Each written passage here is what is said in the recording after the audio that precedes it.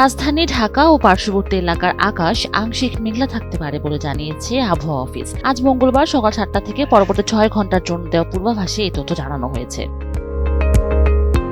পূর্বাভাসে বলা হয়েছে, আজ দুপুর পর্যন্ত ঢাকার আকাশ আংশিক মেঘলা থাকতে পারে, সেই সঙ্গে আবহাওয়া প্রধানত শুষ্ক থাকতে পারে।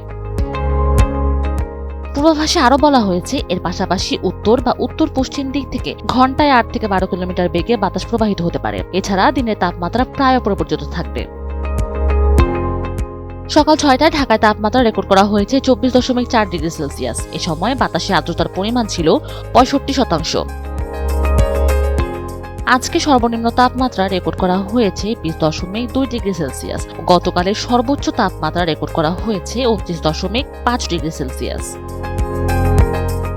আবহাওয়ার অপর এক পূর্বাভাসে দেশের অভ্যন্তরীণ নদী বন্দরের জন্য দেওয়া সতর্কবার্তায় বলা হয়েছে, আজ ভোর 6টা থেকে দুপুর 1টা পর্যন্ত কোনো সতর্কবার্তা নেই এবং কোনো সংকেতও দেখাতে হবে না।